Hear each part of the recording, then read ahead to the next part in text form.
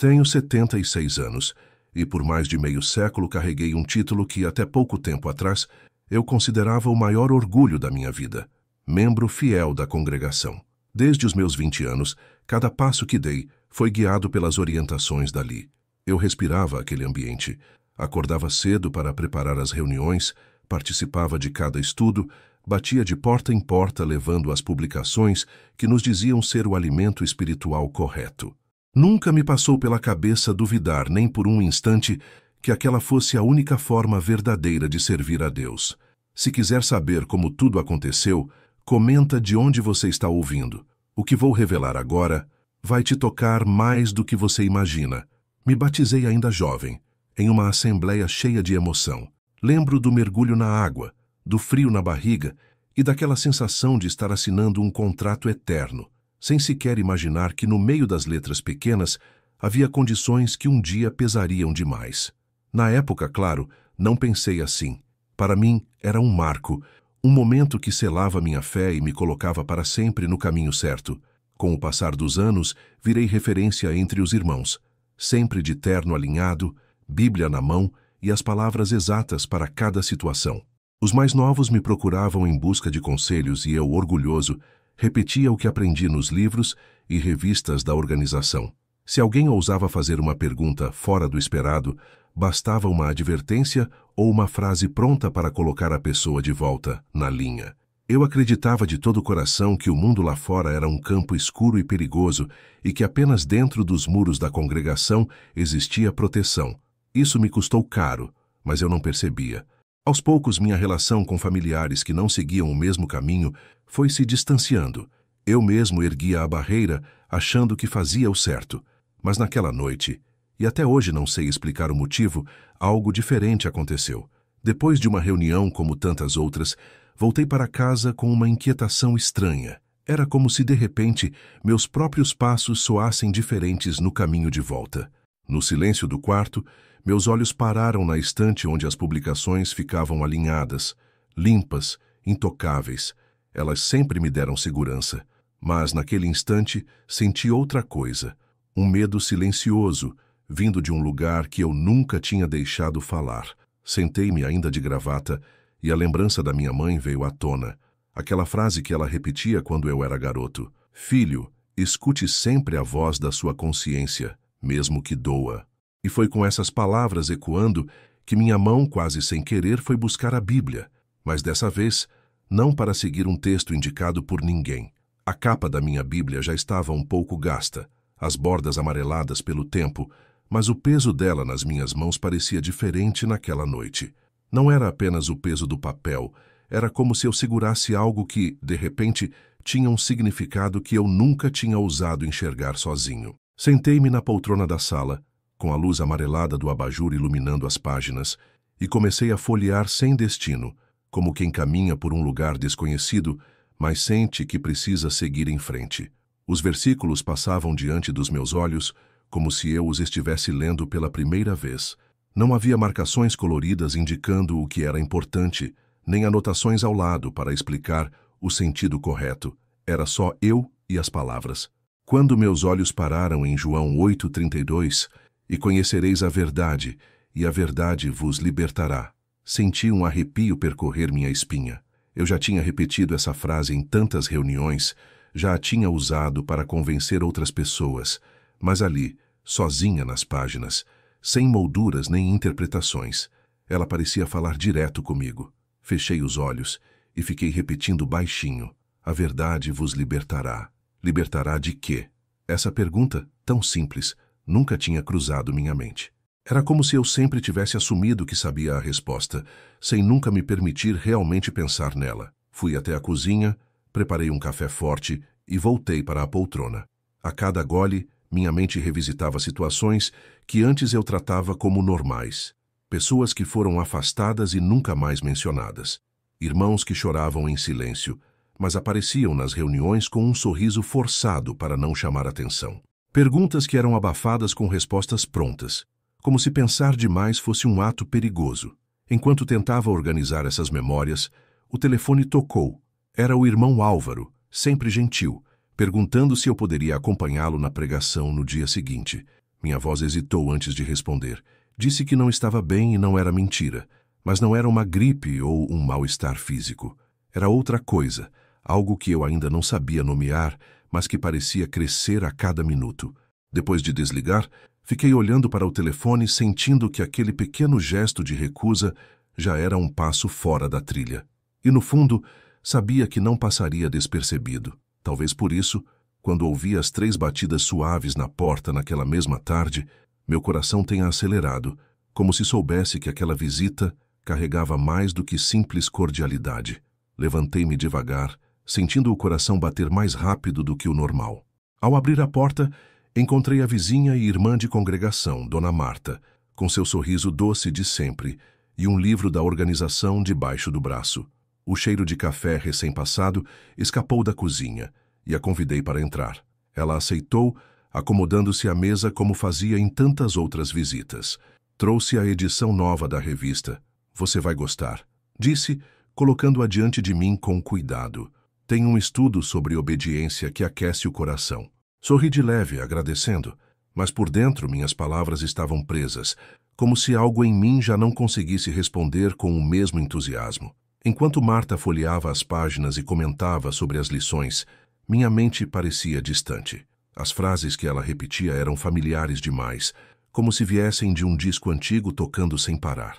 E foi nesse instante que percebi, era como ouvir a mim mesmo de anos atrás. Ela fez uma pausa e me olhou com curiosidade. Você está mais calado hoje. Está tudo bem? Perguntou, inclinando-se levemente. Respondi que era apenas cansaço, mas ela insistiu, com aquele tom que misturava preocupação e advertência. Às vezes, é o inimigo tentando nos enfraquecer. Ele sussurra dúvidas na nossa mente. Precisamos nos proteger. Essas palavras ecoaram de um jeito diferente. Dúvidas, como se pensar fosse um ato perigoso, como se questionar fosse abrir a porta para algo ruim. E pela primeira vez, não me vi concordando de imediato. Apenas balancei a cabeça e mudei de assunto, querendo encerrar aquela conversa. Depois que ela foi embora, fechei a porta com cuidado e fiquei encostado ali, sentindo o peso do que acabara de acontecer. Eu não tinha dito nada, nenhuma opinião, nenhuma frase fora do esperado. Mas de algum jeito Marta percebeu que algo estava diferente. Fui até o quarto, encarei meu reflexo no espelho. O homem que me olhava de volta parecia o mesmo de sempre, mas havia algo nos olhos, algo que eu mesmo não conseguia esconder. Sentei-me na beira da cama e, quase sem pensar, abri a gaveta do criado mudo, pegando um caderno velho. Ali, com a caneta na mão, comecei a escrever perguntas que sempre ficaram guardadas na minha mente, mas que nunca tiveram coragem de sair para o papel. E, enquanto a tinta formava cada palavra, uma batida forte e seca na porta me fez interromper a escrita. Aquilo não parecia uma visita comum. Levantei-me devagar, ainda com a caneta na mão, e fui até a porta. As batidas tinham sido firmes, quase urgentes. Ao abrir, dei de cara com o irmão Anselmo, um dos anciãos mais antigos da congregação. Ele estava impecavelmente vestido, como sempre, com a maletinha preta na mão e aquele olhar que parecia atravessar a gente por dentro. "Posso entrar um instante?" perguntou com a voz grave, mas carregada de formalidade. Assenti, abrindo espaço para que passasse. Sentou-se à mesa da cozinha, recusando o café que ofereci. Não demorou para ir direto ao ponto. "Alguns irmãos comentaram que você anda mais reflexivo ultimamente. Nada de errado em meditar nas escrituras, claro, mas precisamos estar atentos quando a mente começa a se afastar do alimento correto." O jeito como ele disse "alimento correto" soou como um aviso, e não como uma simples observação. Ele falava devagar, escolhendo cada palavra como se medisse o efeito delas em mim. "Todas as respostas que precisamos estão na organização, sempre estiveram. A independência espiritual pode ser uma armadilha perigosa", completou, apoiando os cotovelos na mesa e me olhando fixo. Enquanto ele falava, eu não conseguia parar de pensar nas perguntas que estavam escritas no caderno lá no quarto. Entre elas, uma que agora parecia ainda mais pesada. E se a salvação estiver apenas em Cristo e não em uma organização? Assenti em silêncio, como quem entende o recado, e agradeci a visita. Ele se levantou, apertou minha mão e, antes de sair, disse: "Lembre-se de confiar nos canais certos. Isso é para o seu próprio bem." Fechei a porta devagar e encostei as costas nela, sentindo um nó subir pela garganta. Não era uma conversa comum, era uma advertência. E o mais estranho era perceber que, mesmo sem eu ter dito nada abertamente, já havia gente de olho em mim. Voltei para o quarto, peguei o caderno e passei os olhos pelas perguntas escritas. Acrescentei mais uma, quase tremendo. Por que temos medo de estudar a Bíblia sem intermediários? Mal terminei a frase e já senti o peso dela no ar. Deixei o caderno sobre a cama e fiquei olhando pela janela. O céu começava a escurecer e a rua, antes movimentada, agora estava quase deserta. Foi então que o telefone tocou e a voz do outro lado me fez gelar.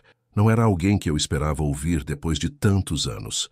Atendi com um misto de curiosidade e receio. Do outro lado da linha, uma voz rouca e hesitante disse meu nome, como quem confirma se realmente encontrou a pessoa certa. Reconheci na hora, mesmo depois de tanto tempo. Era Dalva, uma antiga conhecida da congregação que havia desaparecido sem deixar rastro. Durante anos o nome dela só era mencionado em sussurros, sempre acompanhado de insinuações sobre ter se desviado ou ter caído no mundo. Faz muito tempo, ela disse quase num suspiro. Não sei se deveria ter ligado, mas soube que você anda fazendo perguntas. Sentei-me devagar, apoiando o cotovelo na mesa. Aquele tom de voz não carregava raiva, nem mágoa. Havia uma calma estranha, como se ela tivesse encontrado algo que antes lhe faltava. Ouvi dizer que você está começando a ver o que eu vi, continuou, e achei que talvez quisesse conversar. Marcamos de nos encontrar numa padaria pequena, longe de qualquer olhar conhecido. Quando cheguei, ela já estava sentada num canto, com uma xícara de chá à frente. O rosto, apesar dos anos, ainda guardava a mesma firmeza de antes, mas havia também uma luz diferente no olhar. Ela começou contando como, depois de sair, passou meses com medo, achando que Deus a tinha abandonado. Mas aos poucos foi criando coragem para abrir a Bíblia por conta própria, sem as publicações, sem roteiros prontos. E ali, sozinha com o texto, encontrou versículos que nunca tinham sido lidos nas reuniões. Citou Efésios 2:8 de cor. Porque pela graça sois salvos mediante a fé, e isso não vem de vós, é dom de Deus. Enquanto falava, eu sentia meu peito apertar. Aquilo fazia sentido. Era simples, direto. Não precisava de voltas ou interpretações complicadas. Eles têm medo do que é simples, ela disse segurando minha mão por um instante. Porque no simples a gente encontra liberdade. Anotei cada versículo que ela mencionou num guardanapo. Saí daquela padaria com a sensação de que tinha carregado comigo um pedaço de algo proibido. E ao chegar em casa coloquei o guardanapo dentro do meu caderno de perguntas, como se fosse uma prova viva de que havia mais para descobrir. Eu mal tive tempo de fechar o caderno. O celular vibrou novamente, e dessa vez a mensagem era curta, direta, e deixava claro que alguém já sabia que eu estava indo longe demais. A tela do celular mostrava apenas um número desconhecido e uma frase curta. Reunião no salão. Precisamos conversar. Hoje, 18 Yarsel. Não havia assinatura, mas eu não precisava de muito para saber de onde vinha. A forma seca, sem saudação, carregava aquele peso velado de quem não está pedindo, mas ordenando. Olhei para o relógio. Faltava um pouco mais de 2 horas. Senti o estômago embrulhar, como se tivesse engolido um punhado de pedras.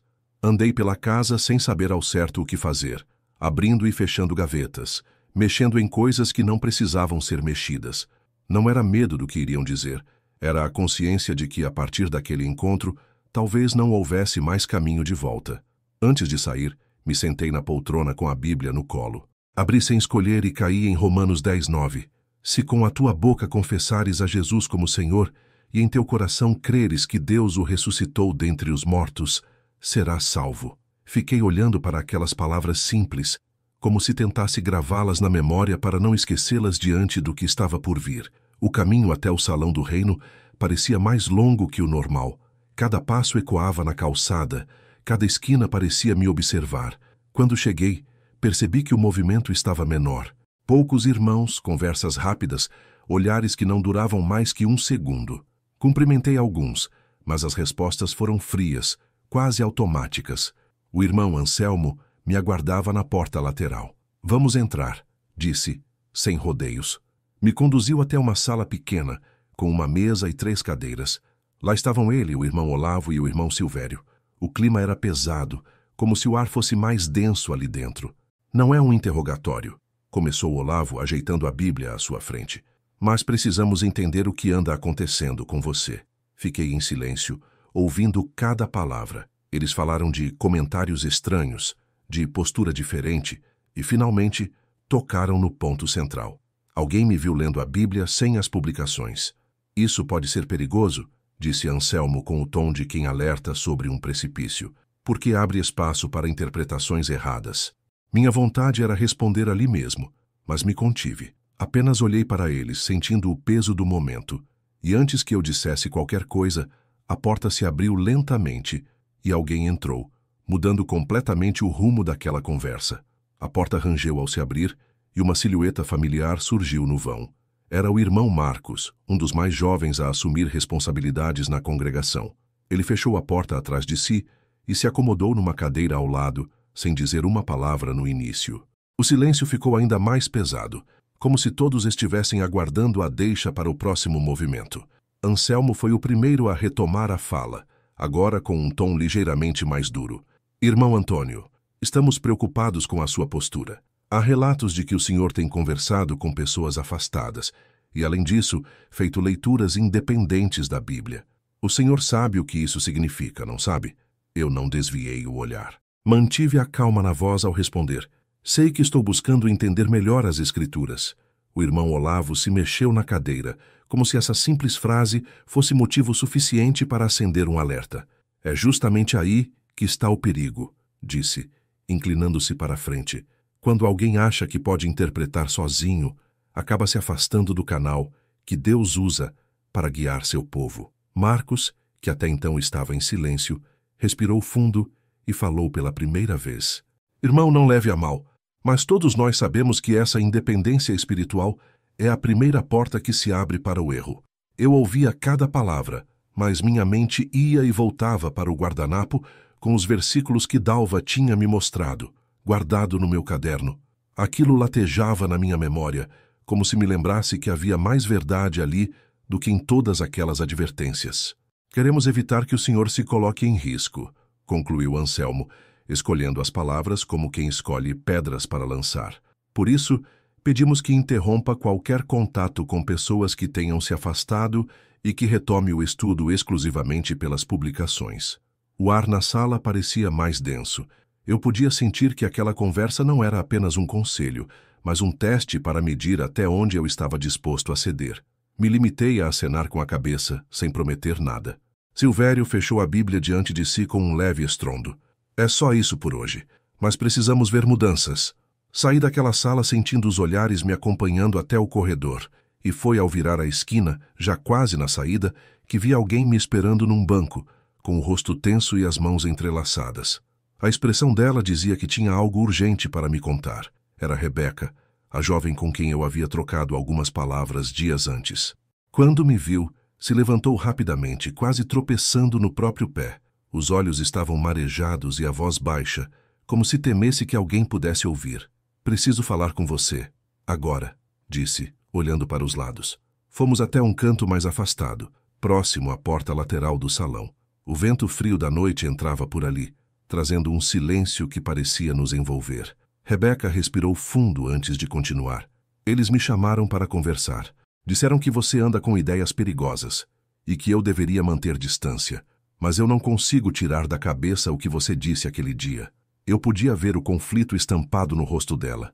Era a mesma mistura de medo e curiosidade que eu tinha sentido pouco tempo atrás. Eu reli Atos 4:12. Ela disse, quase sussurrando. E também Efésios, como você mencionou.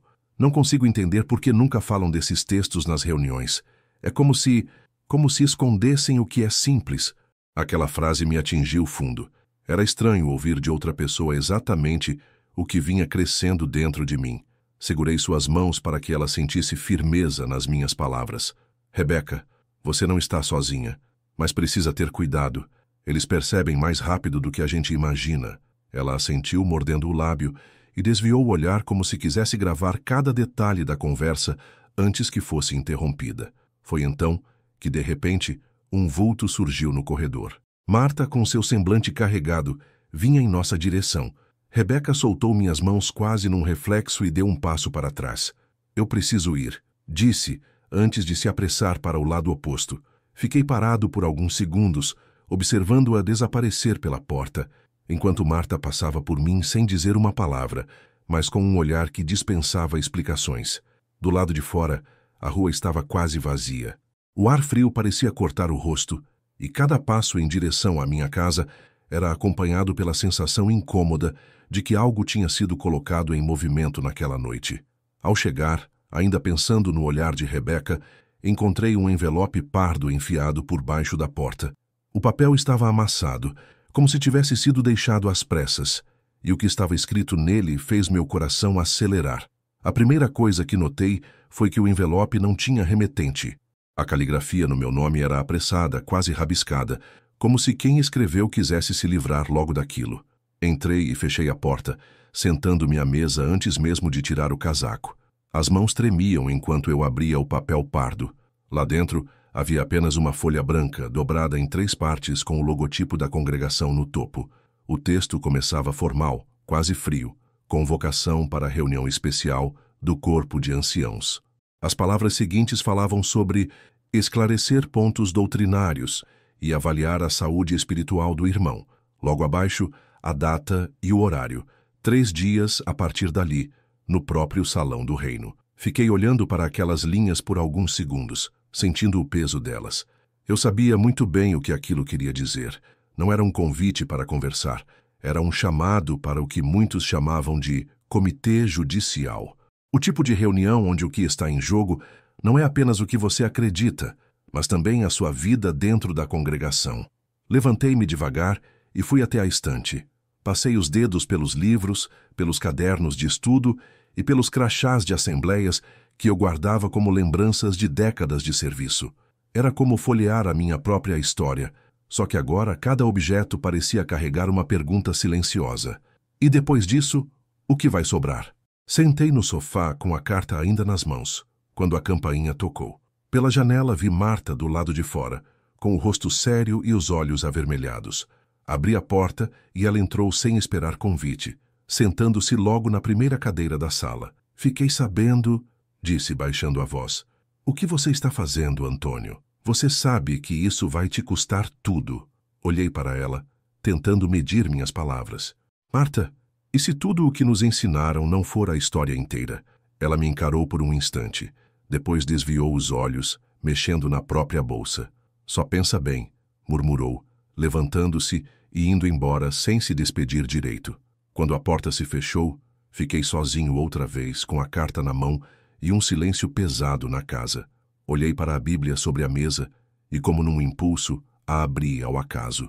Meus olhos pararam em palavras que, naquele momento, pareciam feitas sob medida para mim e que me empurraram ainda mais para a decisão que eu sabia que teria de enfrentar. A Bíblia estava aberta bem no meio e os olhos caíram sobre Romanos 10, 9. Li em voz baixa, quase como uma oração.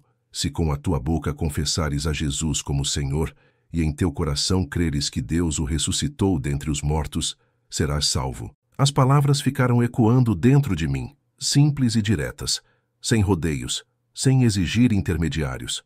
Fiquei ali, sentado, passando o dedo sobre o texto, como se pudesse gravar aquelas letras na pele. A carta do comitê estava ao lado, como uma sombra constante. Eu sabia que aquele versículo não seria citado na reunião. Sabia que, se o mencionasse, receberia apenas uma resposta ensaiada, talvez acompanhada de um olhar carregado de desaprovação. Mas quanto mais eu pensava, mais entendia que aquele trecho continha tudo o que eu precisava saber. E talvez esse fosse justamente o problema para eles. Levantei-me, fui até a cozinha e preparei um café forte. Enquanto a água passava pelo pó, minha mente rodava. Eu me perguntava quantas vezes tinha lido aquela mesma passagem e deixado passar despercebida por estar tão ocupado seguindo o roteiro dos estudos. Quantas verdades estavam ali, bem na minha frente, e que eu nunca tinha enxergado porque confiava mais nos filtros do que no texto em si. Voltei para a sala com a xícara nas mãos e sentei novamente. A carta continuava sobre a mesa, como se me lembrasse de que o tempo estava correndo. 2 dias. Era tudo o que me restava até sentar diante deles e dizer o que realmente estava no meu coração. O som do celular interrompeu meus pensamentos. Um número desconhecido piscava na tela. Atendi com um alô cauteloso, e a voz que respondeu me pegou desprevenido. O senhor não me conhece, mas eu sou Clara, sobrinha do irmão Jonas. Meu corpo ficou tenso na mesma hora. O nome de Jonas era quase um fantasma na congregação. Ele tinha desaparecido anos atrás, e a única versão oficial era que havia se afastado da verdade. Ele soube que o senhor anda fazendo perguntas e pediu para que eu entrasse em contato, continuou Clara. Disse que pode ajudá-lo a entender coisas que talvez o senhor ainda não tenha imaginado. A cada palavra dela, a curiosidade crescia, mas junto vinha aquela sensação de estar prestes a cruzar uma linha que não teria volta. Foi quando ela me passou um endereço e eu sabia que precisava decidir se iria até lá. Anotei o endereço que Clara me passou num pedaço de papel e fiquei olhando para ele como quem encara uma porta fechada no meio de um corredor escuro. Não sabia o que me esperava, mas algo dentro de mim dizia que precisava ir. Passei o resto da noite andando pela casa, sem conseguir me concentrar em nada. A carta do comitê ainda estava sobre a mesa, como um lembrete constante de que o tempo estava correndo. Na manhã seguinte, acordei antes do sol. O ar estava frio e silencioso, como se a cidade ainda não tivesse despertado. Tomei um café apressado, coloquei uma jaqueta surrada e segui para o ponto de ônibus. O endereço ficava num bairro afastado, com ruas estreitas e casas simples. O trajeto parecia mais longo do que realmente era, talvez pela ansiedade que pesava no meu peito. Quando desci no ponto final, olhei ao redor até ver uma figura conhecida, embora o tempo tivesse mudado bastante sua aparência. Jonas estava ali, mais magro, o cabelo totalmente grisalho, mas os olhos, aqueles olhos, eram os mesmos, cheios de intensidade e algo que eu não conseguia definir de imediato. Ele sorriu ao me ver e estendeu a mão, puxando-me para um abraço firme, como quem reencontra alguém que já fazia parte da sua vida, mesmo depois de tantos anos sem contato. Caminhamos até a sombra de uma árvore próxima, onde nos sentamos num banco de madeira gasto pelo tempo. Achei que nunca mais ouviria falar de você, ele disse sem rodeios. Mas Clara me contou que você começou a fazer perguntas, e isso muda tudo. Fiquei em silêncio, esperando que ele continuasse. Jonas então tirou do bolso um papel dobrado várias vezes, amarelado nas bordas. Me entregou com cuidado, como se fosse algo precioso. Isso aqui foi o começo do meu fim lá dentro, disse ele com um meio sorriso amargo. Desdobrei o papel e vi que era uma carta, escrita por ele anos atrás e endereçada a um dos anciãos. No texto, Jonas questionava mudanças feitas em publicações antigas, comparando versões de décadas diferentes. As diferenças eram gritantes, e o conteúdo deixava claro que certas frases tinham sido alteradas para reforçar a obediência à organização. Levantei os olhos para ele e Jonas apenas assentiu. Quando entreguei essa carta, não demorou muito para que me marcassem como uma ameaça, e então ele disse algo que me fez perceber que eu não era o único carregando aquele tipo de peso e que havia muito mais para ouvir. Jonas se recostou no banco, respirou fundo e começou a falar com a calma de quem já havia contado aquela história mais de uma vez, mas ainda sentia o peso de cada palavra. Disse que depois de entregar a carta, foi chamado para uma conversa amorosa, expressão que, segundo ele, já era um prenúncio do que estava por vir. No início, tentaram convencê-lo a retirar o que havia escrito, dizendo que suas observações eram fruto de mal-entendidos. Quando ele se recusou, começaram a tratá-lo como alguém perigoso, como se suas perguntas pudessem contagiar outros. Não demorou para que eu fosse isolado, contou, olhando para o chão. Ninguém mais me ligava, ninguém mais me cumprimentava. Até amigos de décadas atravessavam a rua para evitar falar comigo. Enquanto ele falava, eu lembrava de rostos que desapareceram da congregação e nunca mais foram mencionados. Lembrei de como no passado eu mesmo havia evitado essas pessoas, achando que estava protegendo minha fé. A ironia me acertava em cheio. Jonas então apontou para o papel que ainda estava nas minhas mãos. Aquilo que você está segurando é só uma parte. Existem muitas outras alterações que nunca são mencionadas.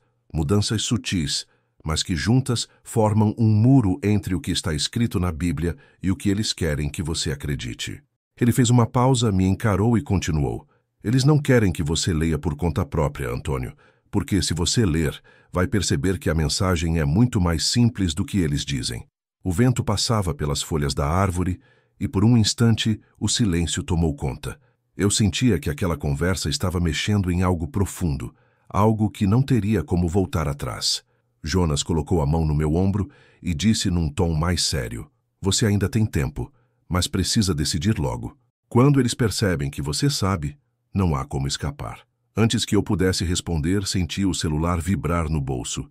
Tirei devagar e vi uma nova mensagem, desta vez sem qualquer formalidade. Era curta, direta e sem assinatura. Reunião antecipada para amanhã. Presença obrigatória. 18 horas. Mostrei a tela para Jonas. Ele apenas balançou a cabeça com um olhar que dizia mais do que qualquer palavra. Eu sabia que aquilo não era apenas uma mudança de data. Era um sinal claro de que o cerco estava fechando.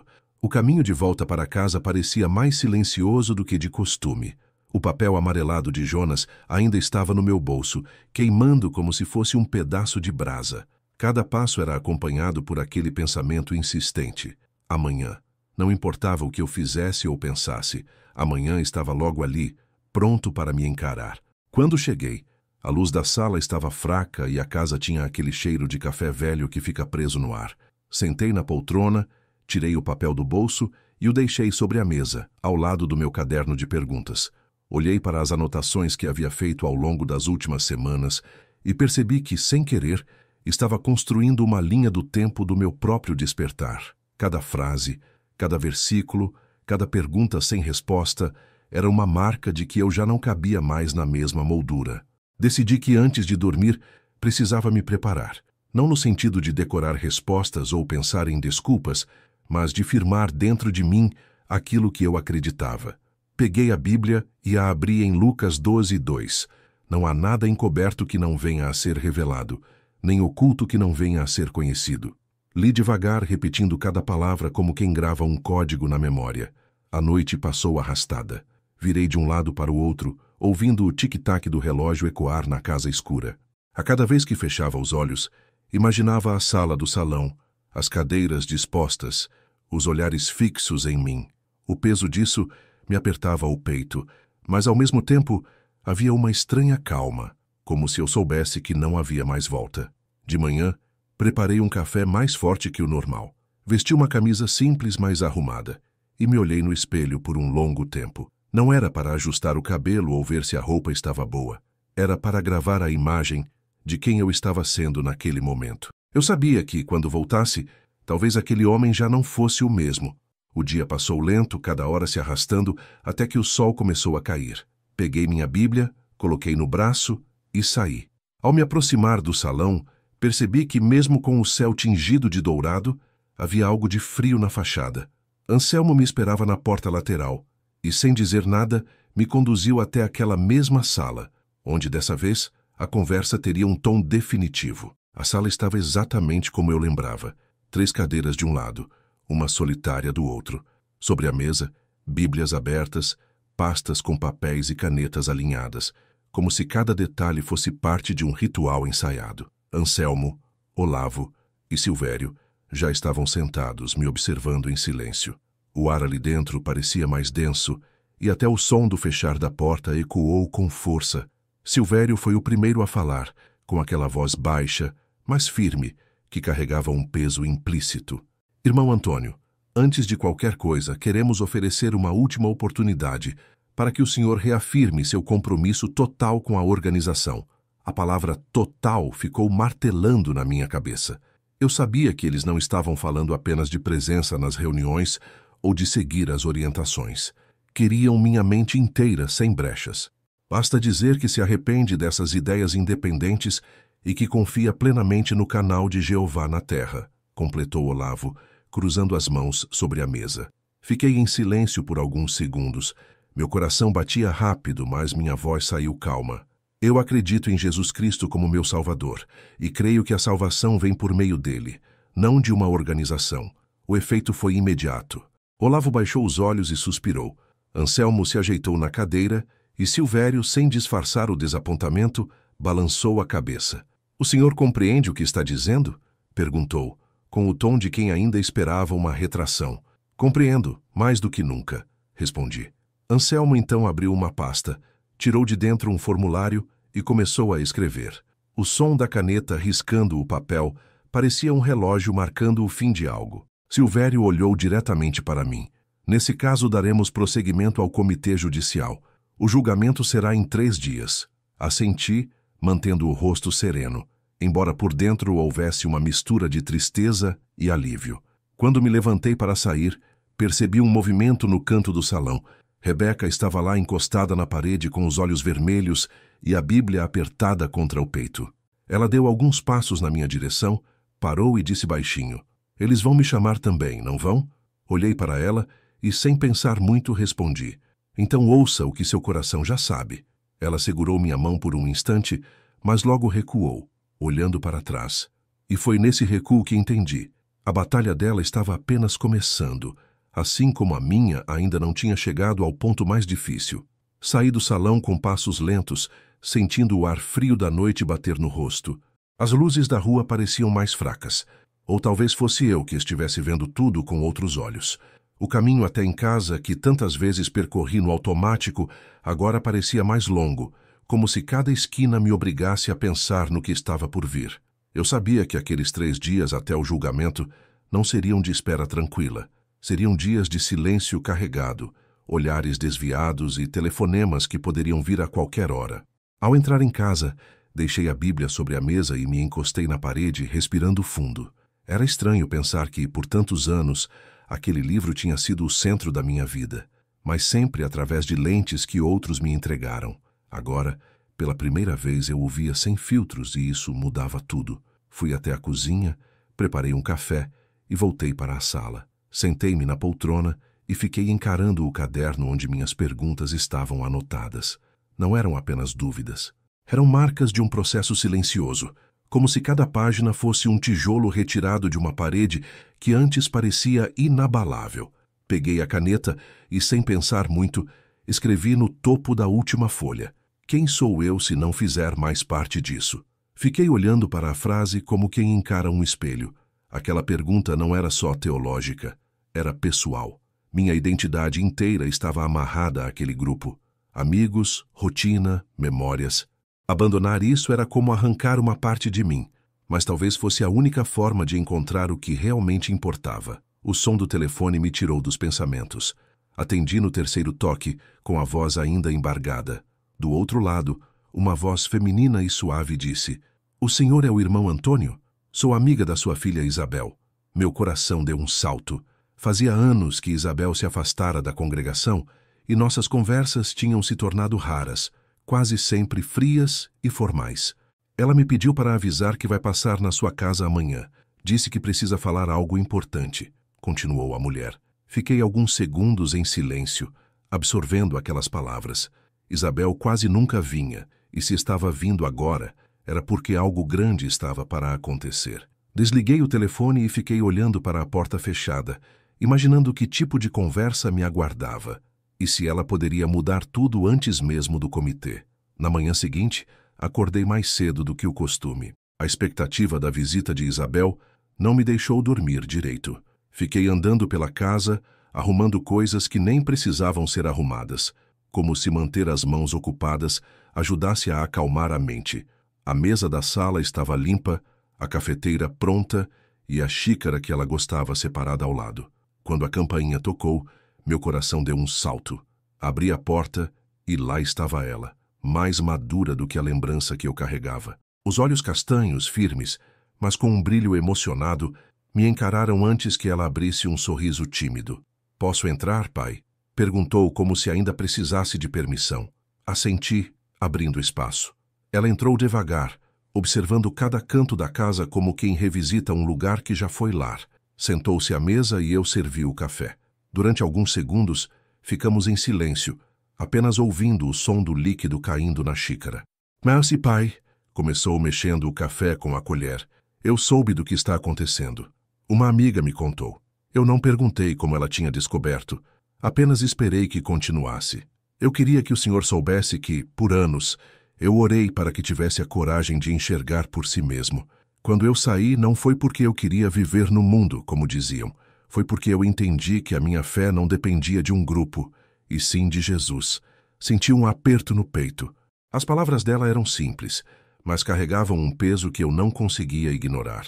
Eu sei que está com medo, ela prosseguiu, mas o que o Senhor vai enfrentar agora pode ser o início de algo muito maior. Fiquei olhando para ela, tentando absorver cada palavra. Isabel abriu a bolsa e tirou um pequeno livro de capa simples e colocou sobre a mesa. Quero que fique com isso. É um devocional. Leia quando sentir que precisa ouvir algo direto de Deus, sem intermediários. Passei a mão sobre a capa, sentindo a textura do papel. Ela segurou minha mão por alguns segundos num gesto silencioso de apoio. Quando ela se levantou para ir embora, um vazio tomou conta da sala. Mas, ao mesmo tempo, havia algo novo no ar, como se a presença dela tivesse deixado uma semente. Eu nem tinha fechado a porta direito quando o telefone tocou. E dessa vez, a voz que ouvi não era de alguém próximo, mas de um completo desconhecido que parecia saber muito sobre mim. Atendi ainda com a mão na maçaneta, sem nem conferir o número. Do outro lado, uma voz masculina, calma e respeitosa se apresentou. Senhor Antônio, aqui é o pastor Elias. Eu sou amigo da sua filha Isabel. Meu corpo ficou tenso de imediato. Durante toda a minha vida, aprendi a olhar com desconfiança para qualquer pessoa com esse título. Pastores eram descritos como enganadores, lobos disfarçados, mas aquela voz não carregava o tom manipulador que eu esperava. Era serena, quase acolhedora. Isabel me falou um pouco sobre o que o senhor está vivendo, continuou ele, e pediu que eu lhe fizesse um convite. Segurei o telefone com mais firmeza, sem responder de imediato. Ele prosseguiu. Aos sábados, nos reunimos para estudar a Bíblia, orar e compartilhar experiências. Não é nada formal, não há imposições. Apenas pessoas buscando conhecer mais de Deus, cada um no seu tempo. Houve um silêncio do meu lado da linha. Eu não sabia se estava pronto para dar esse passo, mas as palavras sem imposições mexeram comigo. Talvez porque fosse exatamente o oposto do que eu estava acostumado. Não precisa decidir agora, disse o pastor, percebendo minha hesitação. Apenas saiba que as portas estarão abertas. Agradeci e antes de desligar ele me deu o endereço e o horário do encontro. Fiquei parado na sala por alguns minutos, segurando o telefone desligado. Não era só sobre ir ou não ir. Era sobre quebrar mais uma barreira invisível que até pouco tempo atrás parecia intransponível. Passei o resto do dia tentando pensar em outra coisa, mas o convite não saía da minha cabeça. A lembrança da reunião marcada com o comitê no dia seguinte se misturava com a possibilidade de conhecer algo completamente novo, duas direções diferentes, dois mundos que pareciam opostos. À noite, sentei-me na poltrona com a Bíblia aberta no colo, mas não consegui ler. Em vez disso, fiquei encarando as páginas, imaginando como seria ouvir sobre elas sem que alguém me dissesse exatamente o que pensar. Quando fui me deitar, o endereço que o pastor tinha mencionado ainda ecoava na minha mente, e enquanto o sono vinha devagar, uma pergunta insistente se formava dentro de mim. E se depois de amanhã eu não tiver mais nada a perder? Acordei antes do despertador, com aquela sensação incômoda de que o dia já estava carregado antes mesmo de começar. O julgamento no comitê seria ao entardecer, mas cada minuto da manhã parecia uma contagem regressiva. Fiz o café no automático, mas nem senti o gosto. A casa estava silenciosa, e esse silêncio, longe de acalmar, parecia amplificar meus pensamentos. Sentei à mesa e fiquei encarando o envelope com a convocação. Era estranho como um simples pedaço de papel podia mudar tanto o rumo de uma vida. Ao lado, minha Bíblia estava aberta, onde eu a deixara na noite anterior. Passei os dedos pelas páginas e fechei os olhos, tentando lembrar de cada versículo que me havia dado força até ali. Ao meio-dia, caminhei até a janela e vi a rua quase deserta. A luz do sol entrava pela fresta da cortina, formando uma faixa dourada no chão da sala. Essa luz me fez lembrar do convite do pastor Elias. Eu ainda não sabia se teria coragem de aparecer lá no sábado, mas uma parte de mim começava a achar que esse encontro poderia ser a continuação natural de tudo o que estava acontecendo. O tempo passou arrastado. Troquei de roupa 3 vezes, não por vaidade, mas porque nada parecia certo. No fim, vesti a mesma camisa que tinha usado na primeira reunião, em que comecei a questionar tudo, talvez como um lembrete silencioso de onde a mudança tinha começado. Quando saí de casa, o ar da tarde estava fresco, mas eu sentia um calor estranho no rosto e nas mãos. A cada passo em direção ao salão, percebia como o lugar já não me transmitia a mesma sensação de segurança. As paredes, que antes pareciam sólidas e acolhedoras, agora me lembravam mais de um portão fechado. Anselmo me esperava na porta lateral como das outras vezes. Sem muitas palavras, fez um gesto para que eu entrasse. O corredor estava mais vazio do que imaginei, e cada som ecoava alto demais. Ao chegar à sala, vi que as cadeiras já estavam dispostas, os papéis alinhados, e os 3 anciãos me aguardavam. Sentei na cadeira solitária e encarei cada um deles. Silvério pigarreou e disse num tom cerimonioso: "Irmão Antônio, esta é sua última oportunidade de reafirmar sua lealdade à organização." E naquele instante eu soube que minha resposta já estava pronta antes mesmo de abrir a boca. Respirei fundo antes de responder, sentindo o peso de cada olhar fixo em mim. A sala estava silenciosa, como se o ar tivesse ficado mais espesso. Meus dedos se entrelaçaram no colo e falei com a voz firme, mesmo que por dentro meu coração batesse rápido. Eu creio em Jesus Cristo como meu único Salvador, e acredito que a salvação vem por meio dele, não por intermédio de uma organização. O silêncio que se seguiu foi quase ensurdecedor. Anselmo ajeitou-se na cadeira, Olavo baixou o olhar e Silvério, com um leve suspiro, fechou a pasta à sua frente. Eu sabia que aquela frase tinha atravessado uma linha que eles não permitiam voltar. "O senhor entende o que isso significa?" perguntou Olavo sem levantar a cabeça. "Entendo. E pela primeira vez entendo com clareza." Silvério anotou algo rapidamente, como quem apenas cumpre um protocolo. "Sendo assim, comunicamos que sua participação será encerrada. O desligamento será formalizado." Ouvir aquelas palavras não foi fácil, mas não houve choque. Era como se, em algum canto do meu coração, eu já tivesse recebido essa sentença antes de entrar ali. Levantei-me devagar, sem pressa, e percebi que minhas pernas estavam firmes. Agradeci, mesmo sabendo que não haveria resposta, e me dirigi à porta. Ao sair para o corredor, notei um movimento rápido no canto. Rebeca estava lá, quase escondida, com o rosto marcado por preocupação. Quando me viu, deu 2 passos na minha direção. "Eles vão fazer o mesmo comigo", disse em um sussurro. Mas, obrigada pelo que disse. Segurei a mão dela por um instante e apenas respondi: "Lembre-se de quem você é, mesmo quando eles tentarem dizer o contrário." Ela assentiu com lágrimas nos olhos, antes de se afastar apressada, como se temesse ser vista. Continuei andando até a saída principal. Ao empurrar a porta, senti o ar da noite bater no rosto, trazendo um misto de frio e liberdade. O céu estava limpo, e por um momento parei na calçada, observando as luzes da rua. Eu sabia que ao voltar para casa encontraria o silêncio, mas também algo diferente, e de fato, quando cheguei, a luz da varanda estava acesa, e sentado no sofá, havia alguém que eu não via há tempo demais. Era Isabel. Minha filha estava sentada no sofá, com um envelope nas mãos e um olhar que misturava emoção e alívio. Fiquei parado na porta por alguns segundos, surpreso demais para dizer qualquer coisa. Ela se levantou e veio em minha direção sem hesitar. "Pai", disse com a voz embargada, "eu soube o que aconteceu hoje." Assenti em silêncio. Não precisava explicar. Ela já sabia. Isabel deu um passo à frente e me abraçou forte, como não fazia há anos. Senti o calor daquele gesto atravessar todas as barreiras que o tempo e a distância haviam criado. "Eu esperei muito tempo por esse dia", ela continuou, apertando mais o abraço. "Não porque queria que o senhor sofresse, mas porque sabia que, quando a verdade se tornasse clara para você, ela não teria mais como ser ignorada." Sentamos à mesa, e ela colocou o envelope diante de mim. Dentro, havia uma carta escrita por ela, anos atrás, que nunca me entregou. No papel, Isabel falava do amor que tinha por mim, mesmo quando eu a tratava com frieza por ter deixado a congregação. Ela dizia que orava todos os dias para que Deus abrisse meus olhos e que, no dia certo, ele me mostraria que a fé não é prisão.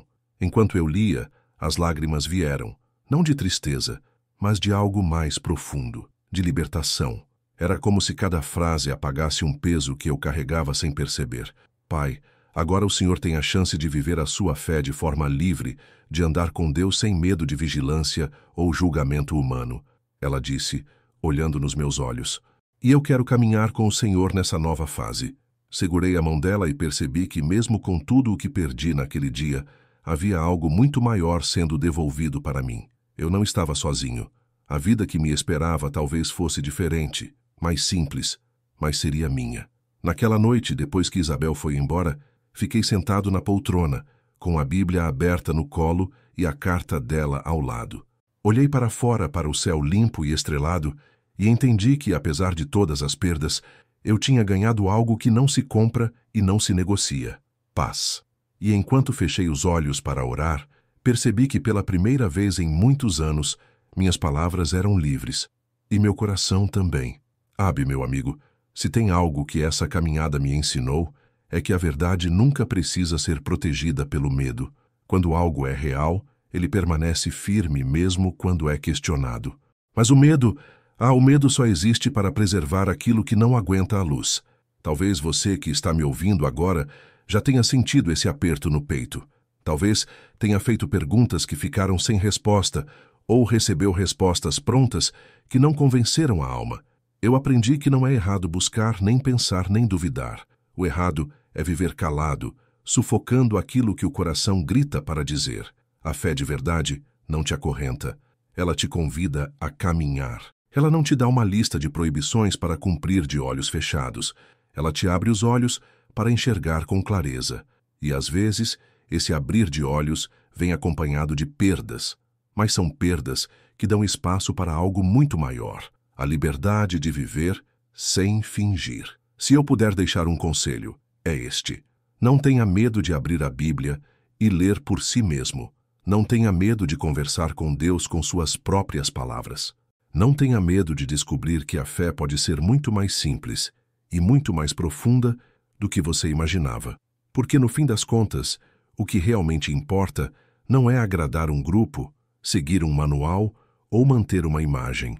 O que importa é saber que, no silêncio da sua consciência, você está andando lado a lado com a verdade. E quando essa verdade entra no coração, ela não só liberta, ela transforma. E é por isso que eu digo: vale a pena pagar o preço pela liberdade de crer com o coração inteiro. Porque paz de espírito, essa ninguém tira de você.